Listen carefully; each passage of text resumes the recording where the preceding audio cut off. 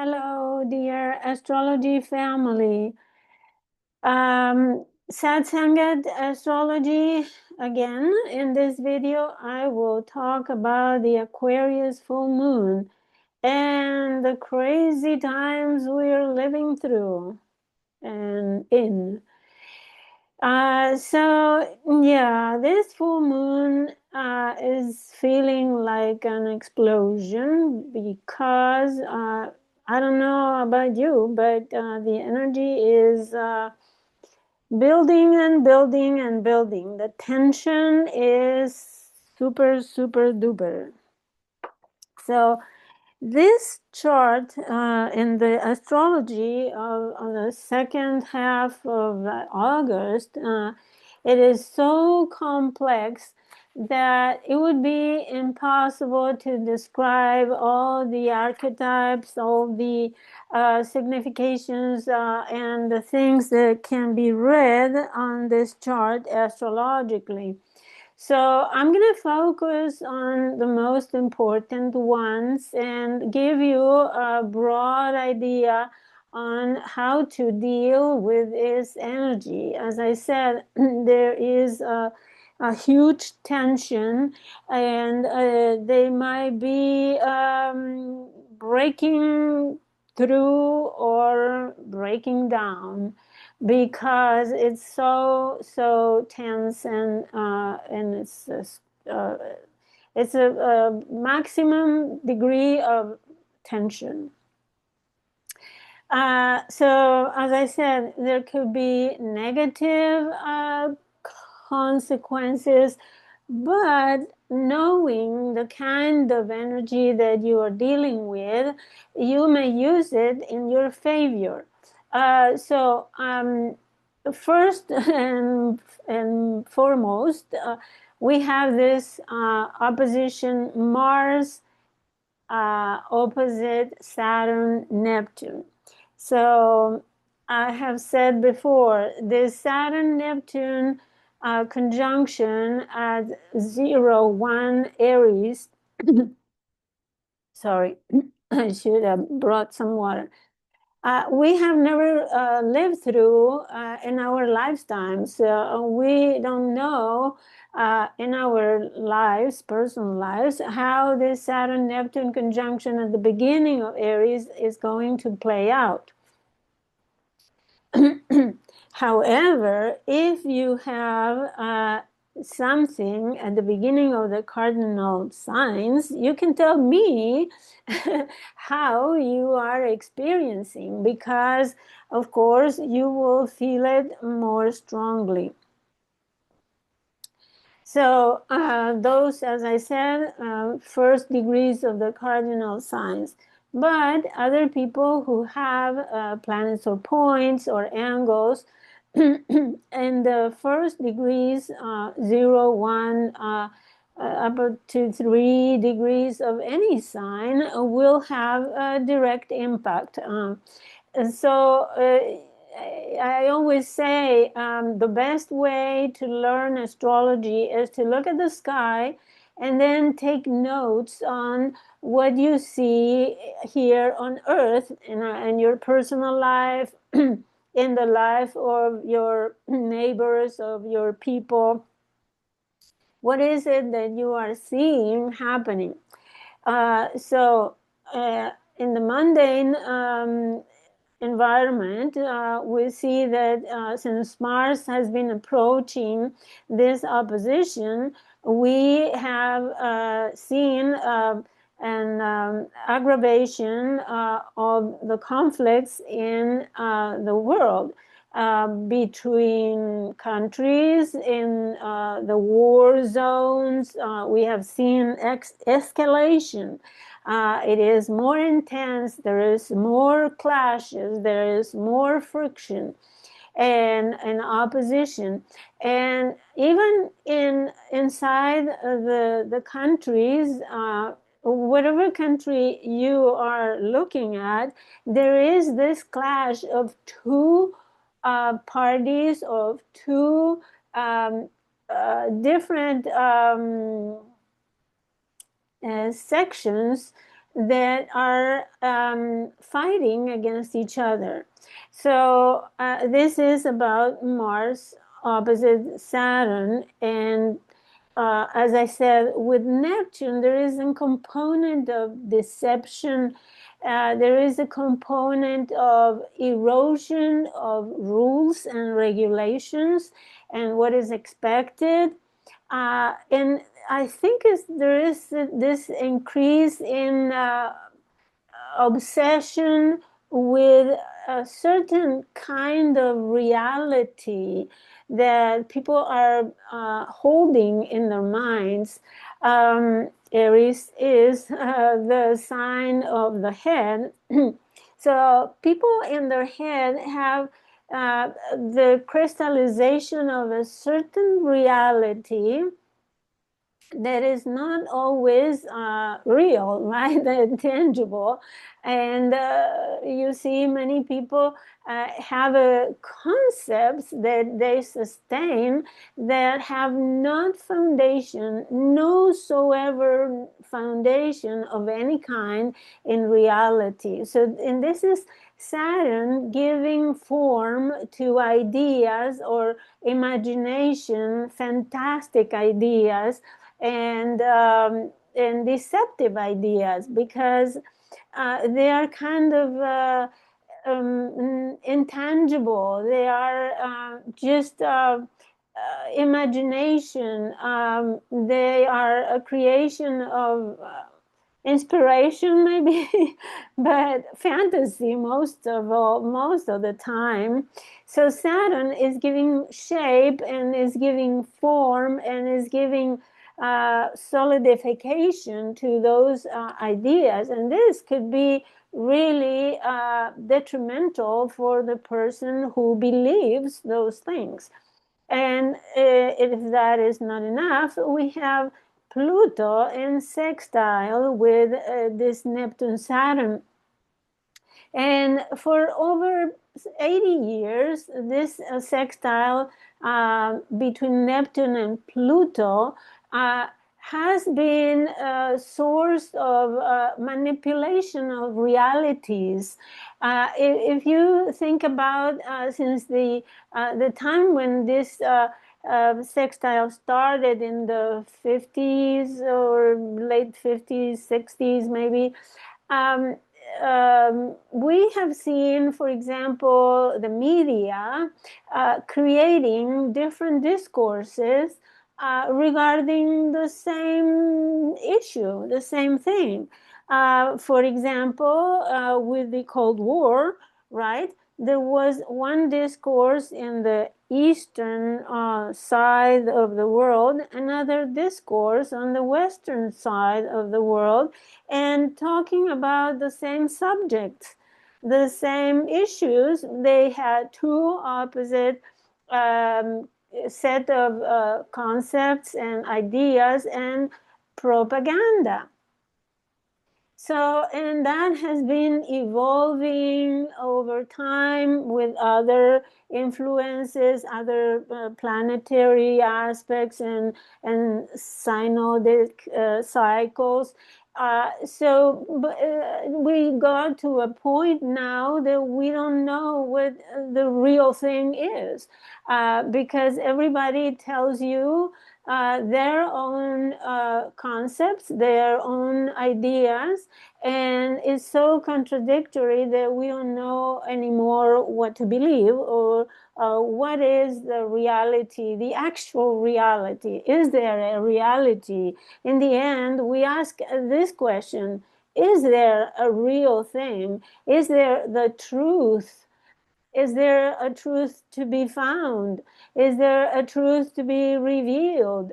We are very confused.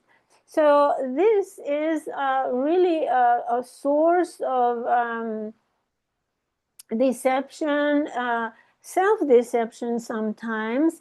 And here we have Mars, which is the ruler of Aries, and of course is the ruler of Saturn and Neptune conjunction. So Mars is opposing this Saturn-Neptune, meaning that especially when Mars arrives in Libra pretty soon, we feel this perfection in the opposition that is actually is a mutual reception, because Mars rules Aries and Saturn is the exaltation ruler of Libra. So they are kind of interchanging or exchanging positions, and it's like if they were working in each other's positions, because they are kind of cooperating with each other. So it's going to be messier by the end of the week near the full moon. Now, we will talk about more details, but I wanted to point out this is especially the start of this end of August. From now on to the rest of the month, it will be kind of the star configuration, and I'm going to show you the configuration in the chart. But let us be reminded that the whole kaboom, the whole issue started July 24th with a new moon in Leo. And this new moon was nothing less than an opposition, almost exact, with Pluto. So from the get-go of this moon cycle, we have kind of an obsession and fear at the same time with authorities who are hiding information or are trying to manipulate information about themselves, be it male or female, because here we have the sun and the moon, female authority, male authority, and both opposing this Pluto. This Pluto in Aquarius actually represents the power, the empowerment of society, of people, the common folk, the common people. And they are opposing the authority, Leo. Especially digging out dirt, right? The most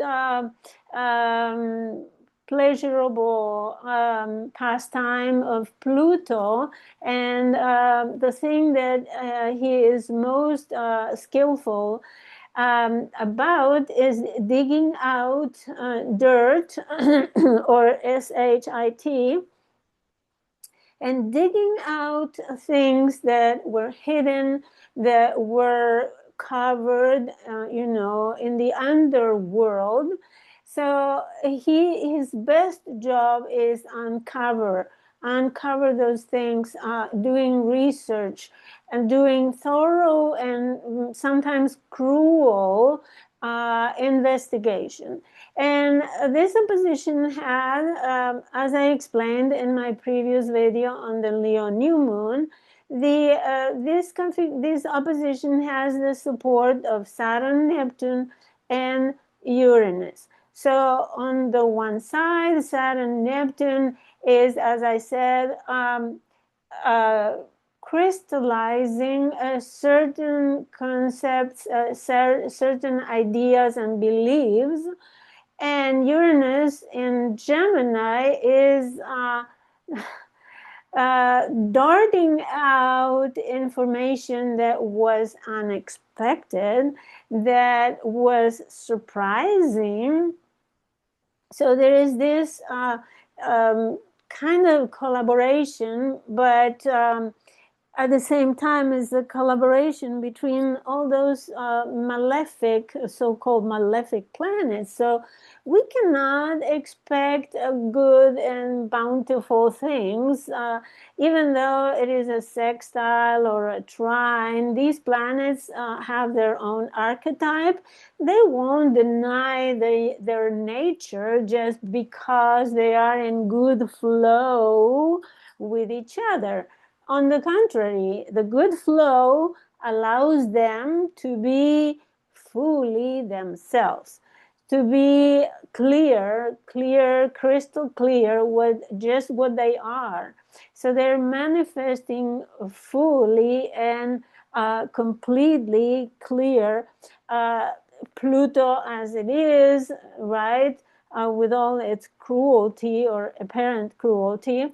Uranus with all the surprise, eccentricity, innovation, in the sign of the news, in the sign of the know-it-all, Mercury, right? And Saturn and Neptune, as I said, they want to give form, find a form for their fantasies. So we also saw the waxing square on August the 1st, and there was a little too much of disclosures, right? And that's the moon in Scorpio, ruled by this Pluto. So this moon is also shedding the light on dark corners. Remember, the Scorpion home is a dark hole, and the Scorpion had hid itself at the end of the hole, and always waiting for its prey. And then when the prey enters the hole, the Scorpion attacks. So this is the situation with this moon in Scorpio. It is right there shedding the light in the hole, the black hole of the Scorpion. So we have seen all of that at all levels. And in your personal life, it could have been that all of a sudden you realize of your unconscious motivations or your subconscious stories that you've been carrying forever.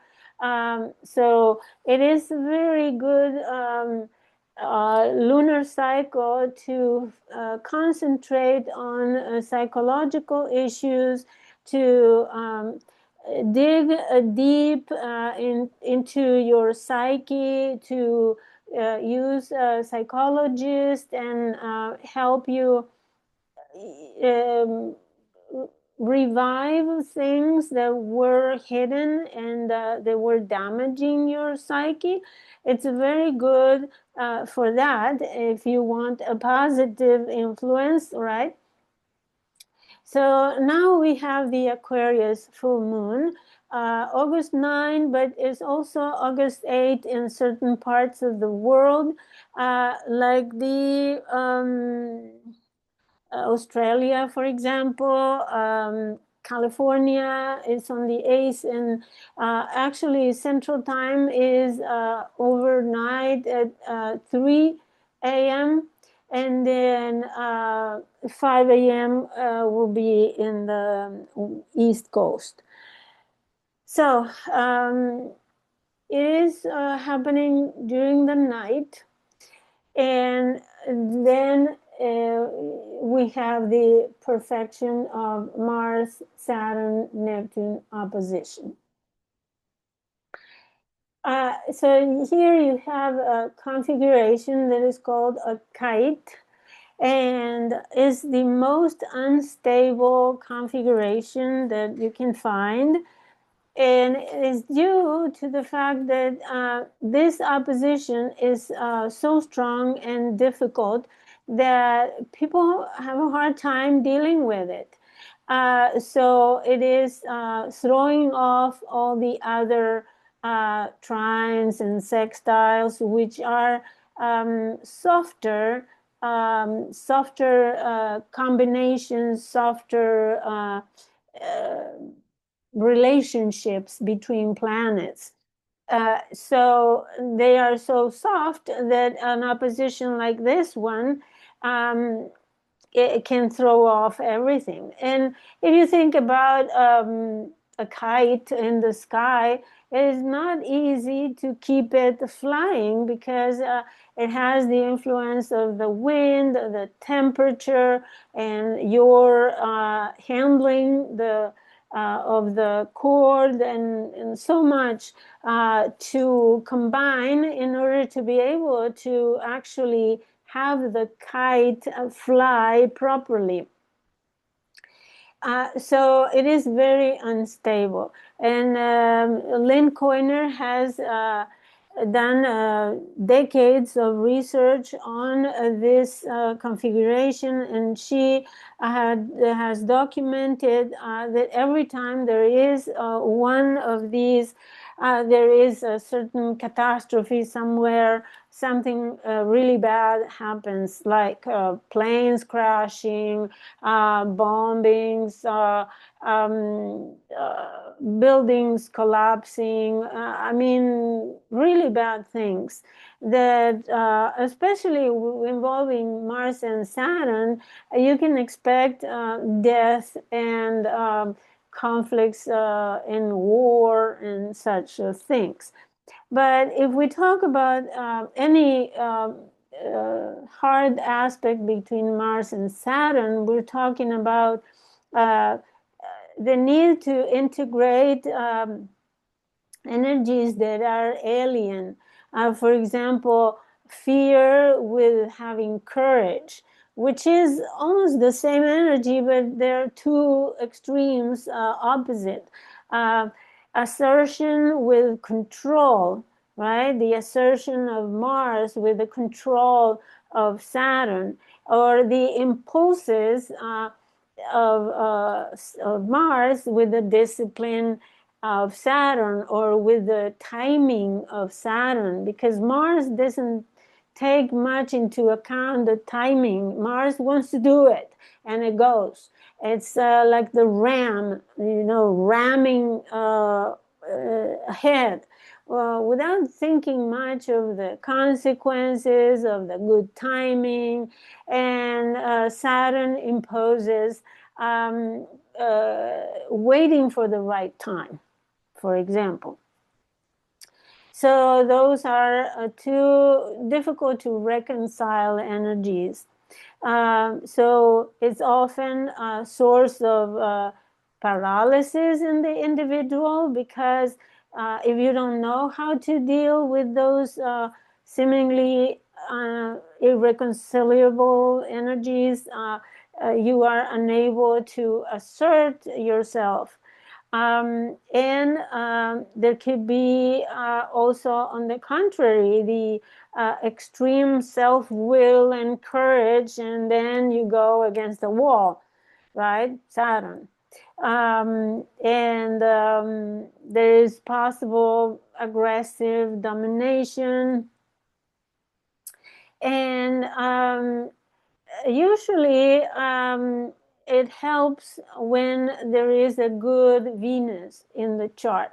So if Venus is beneficial, which is in this chart, Venus is with Jupiter, is in Cancer. Both of them are comfortable in that sign, although they do not aspect any of the rest of the planets, except for non-traditional aspects. So they don't make a sextile or trine or opposition, or so the traditional Ptolemaic aspects, they don't. So it's like there is help if you can focus on this house, this zodiac house occupied by Venus and Jupiter in Cancer, then you can get help in order to deal with this energy. So another manifestation is waging war or confronting those in authority. So conflicts with authority figures, or fighting on behalf of the authority persons, people. For example, the military. There is also the risk of getting involved in scapegoating. For example, taking advantage or of a weaker person and blaming the weaker person.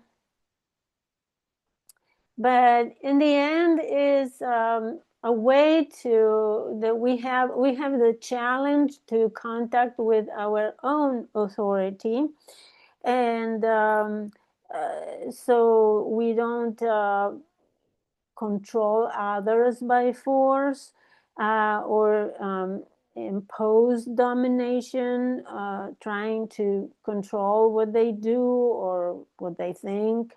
But on the contrary, it can demand that we learn discipline, that we learn to restrain ourselves. But if you're angry, it's going to be difficult because with Saturn in opposition to Mars, we will have to swallow the anger. And it might get very difficult to assert ourselves. So those irritations may, if you restrain yourself, you might get muscle pains, muscle aches, contractions, cramps in your muscles, for example. And what other thing I wanted to say? Any opposition will show up in a relationship. So you can expect that two opposite parties, two opposite sections of something, or even you and your partner, or you and someone else will be in this clash of energies. So you need to take care of, for example, if you are exercising, right, you need to be careful not to overdo it because you can get hurt. And the same thing if you are doing a physical work, for example, you need to pay close attention to the movements you are making, and also take your time, Saturn.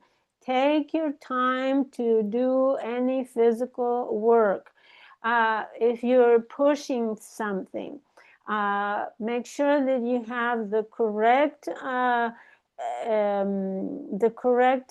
control over the object. Make sure that you don't hurry, like running into things, and that you don't do it too intensely. If you're using weights, for example, for exercising, make sure that you are not overdoing the weights, and so on and so forth. So what helps is to apply, when you are exerting force and physical activity, that you consider the prudence of Saturn, the timing, the discipline, going slower, taking precautions, right? Following the rules, and all those things, good things that Saturn tells us. So, in conclusion, this opposition, what is trying to teach us is how we manage not only our own authority, but the force that we use. Learn how to effectively control and focus. See, Mars has that arrow, right, that is pointing to some objective that Mars wants to achieve. So focusing, making a goal to arrive to the objective, but in a disciplined manner, very carefully planned, very methodical way of doing things. So all those keywords will help you deal with this this tension between force and control, between impulse and restraint, and also between fear and courage, right? Mars is courage, and Saturn is fear and being prudent, right? Careful. So those are the keywords for dealing with this. But not only that, we also have this Mercury stationary, almost stationary retrograde direct. And it's not yet there because it's 4 degrees 28 minutes, and he stations at 4 degrees 15 minutes. So still a few minutes to go. However, Mercury will be at 4 degrees for a few days. And it's opposing, even though separating, from opposing Pluto. So here we have another kind of struggle, which is this Mercury that is giving news about on stage, right? Leo is the stage of the zodiac where we show off or show up, and Mercury is talking on stage, and since it's retrograde, talking about all things that happened before.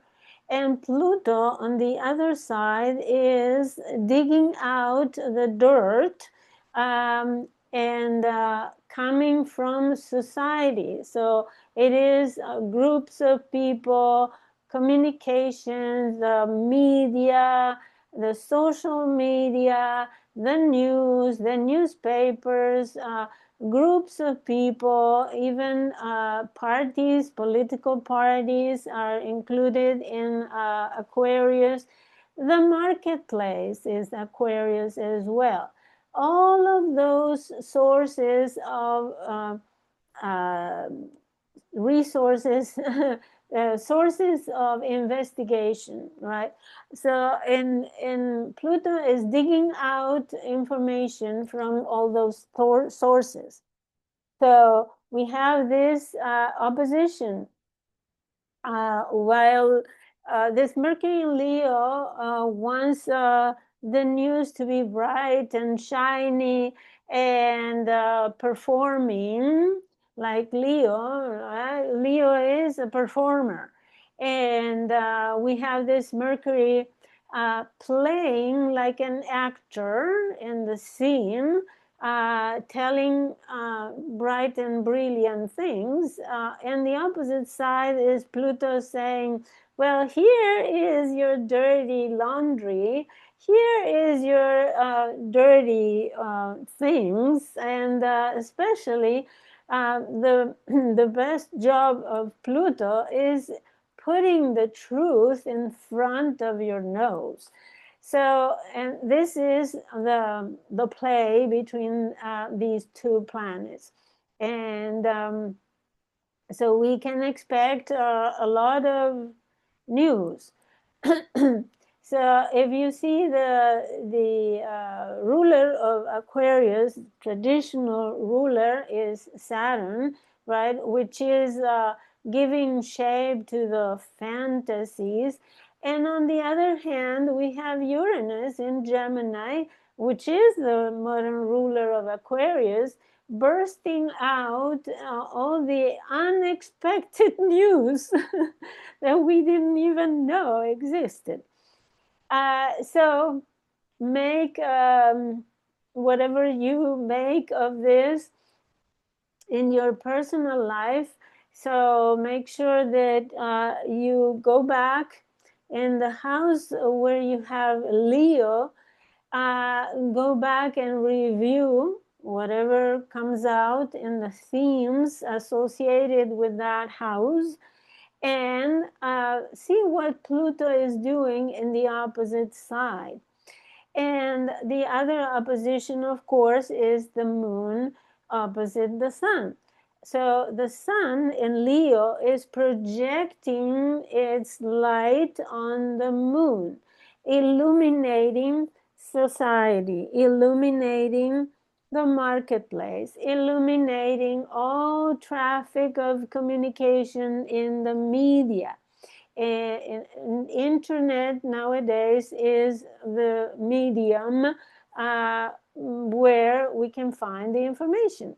So everything in this chart talks about disclosure, learning things that you didn't know before. So the full moon is always shedding light in the middle of the night, right? 3 a.m. in the morning in Central Time, showing the huge light, putting the huge light on certain topics.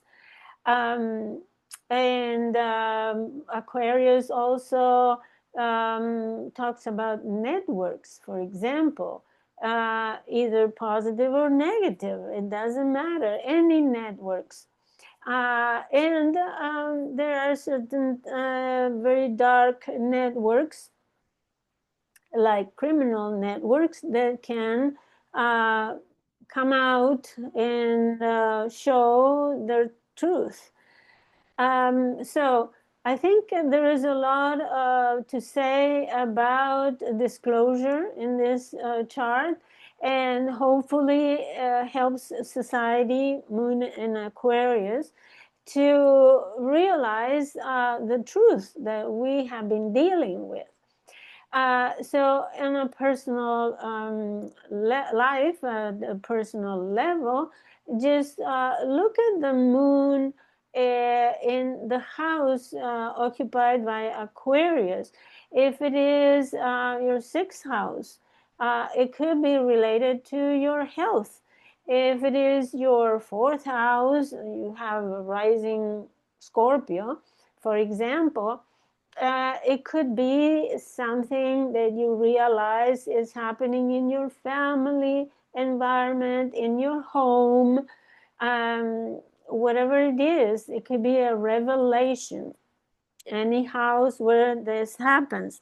If it is your third house, it could be a revelation, a conversation that you learn something about your neighbors, your siblings, some people that you know, classmates, workmates, and so on and so forth. If you need to know exactly what could bring in your personal life, you can order your own personal consultation with me. We do it through online, right? Through Zoom or Google Meet or Skype or whatever platform you like, FaceTime, WhatsApp. There are plenty of them.